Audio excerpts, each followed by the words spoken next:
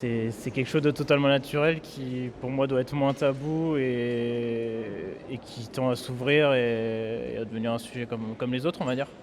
Beaucoup de plaisir, de l'attention l'un pour l'autre et de la bienveillance, je dirais. Quelque chose d'important et qui est courant dans la vie de tous les jours.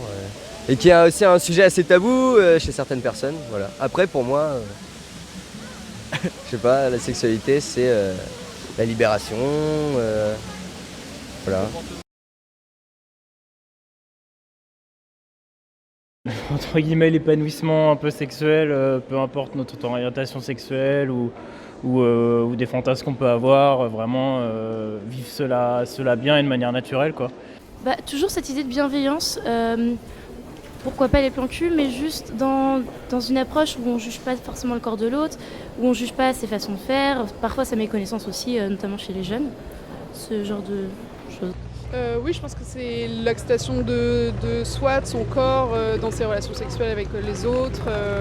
C'est en plus vachement d'actualité en ce moment, quoi. Et aussi l'ouverture aux pratiques et d'être dans le non-jugement pour tout. Ah bah donner du plaisir, parce qu'en donnant du plaisir, on se fait plaisir. Si on n'est pas trop maladroit, se faire du plaisir, c'est donner du plaisir. Je pense que dans faire plaisir aux autres, il y a aussi une part de plaisir qu'on reçoit à voir que ça plaît à l'autre. Genre plutôt les deux, je pense. Mais par alternance ou en même temps à la limite, mais je sais pas, j'arriverai pas à choisir, je crois. Ah bah les deux. L'un va pas, enfin, je dirais pas que l'un va pas sans l'autre, mais non, les deux. Oui, puis ça dépend du contexte.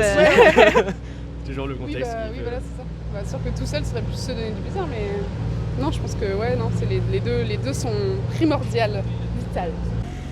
C'est les deux en fait, c'est donner du plaisir au partenaire et en même temps avoir du plaisir pour soi-même. Alors c'est pas toujours possible, pas toujours évident évidemment.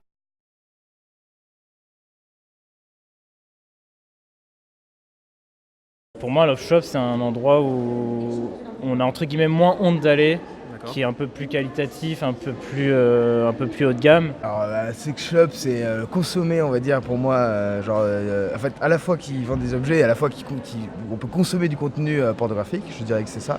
Et le love shop, je dirais que là vraiment pour le coup on est plus sur l'accompagnement avec du conseil, sur simplement uniquement les objets du plaisir. C'est peut-être aussi un phénomène un peu plus de mode contemporain, le sex shop est plus vieux on va dire que le love shop. Est-ce qu'on change simplement le nom alors que finalement dans le fait c'est pareil?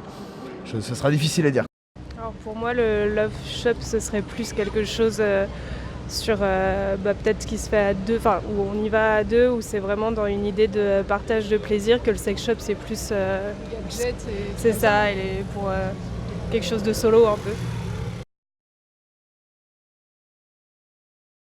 Bah moi plutôt pour, après j'ai jamais utilisé mais je comprends après le plaisir sexuel on va dire solitaire qui peut poser problème qui peut être un intérêt pour pas mal de personnes et puis après ça peut être aussi un moyen de pimenter à mon avis le couple donc moi son principe plutôt pour. Pour la même raison, pour. Ouais. Évidemment pour, chacun fait ce qu'il veut et si ça convient à chacun, et tant mieux. C'est le but avant. Pourquoi pas si ça participe à une sexualité harmonieuse.